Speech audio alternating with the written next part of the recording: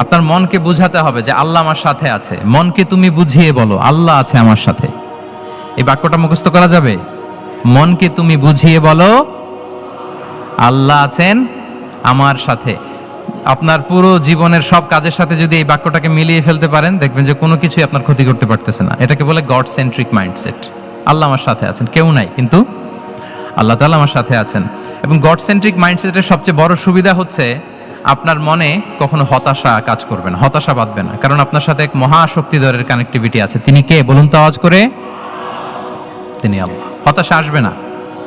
এই যে আমাদের জাতীয় জীবনের এখন সবচাইতে বড় বড় সমস্যাগুলোর যদি আমরা লিস্ট করি, একটা বড় সমস্যা হচ্ছে ডিপ্রেশন, তাই না? আমরা ডিপ্রেশনে ভুগি না? আপনাদের ডিপ্রেশন হয় কখনো? আচ্ছা, ডিপ্রেশন কাকে বলে আগে বলে। ডিপ্রেশন হচ্ছে আপনার আর আপনার রবের মাঝে যে দূরত্ব, এটার নাম ডিপ্রেশন। আই রিপিট, আমার আর আমার রবের মাঝে যে গ্যাপ, আমাদের সম্পর্কের যে দূরত্ব, এটার নাম কি? ডিপ্রেশন। আপনি যত আল্লাহর সাথে সম্পর্ক জোরদার করতে পারবেন, ডিপ্রেশন আপনার থেকে দৌড়ে পালাবে।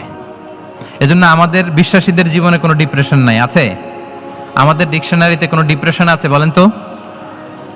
আমাদের সাথে আল্লাহর সম্পর্ক কেমন বলেন? মজবুত? আলহামদুলিল্লাহ পড়ুন সবাই। তাহলে ডিপ্রেশন হচ্ছে আপনার আর আপনার রবের মাঝে যে দূরত্ব, এই দূরত্ব দূর করে দেন, ডিপ্রেশন আপনিই পালাবে। আচ্ছা, আমরা আরো কিছু সিরা থেকে ইনসিডেন্ট নিয়ে দেখি যে গড সেন্ট্রিক মাইন্ডসেটটা কেমন।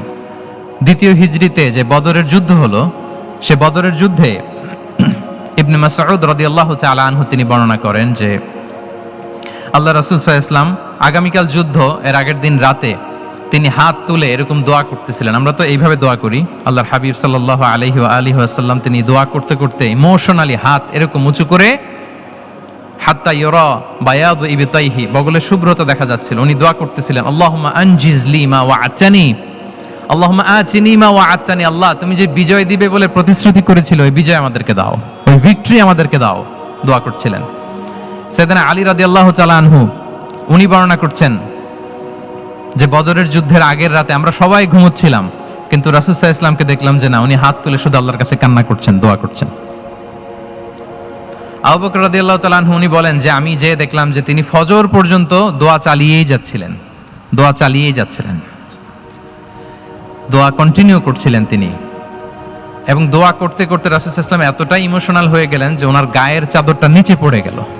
আবু বকর রাদিয়াল্লাহু তাআলা আনহু যে বলেন, ইয়া নবী আল্লাহ কাফাকা মুনাশাদাতুকা রাব্বাক ফাইন্নাহু সায়ুনজিজু লাকা মা ওয়া'দাক। হে নবী, যথেষ্ট, এনাফ ইজ এনাফ, অনেক হয়েছে নবী, আর কাঁদতে হবে না। আপনার রব আপনাকে ভিক্টরি বা বিজয় দান করবেন ইনশাআল্লাহ।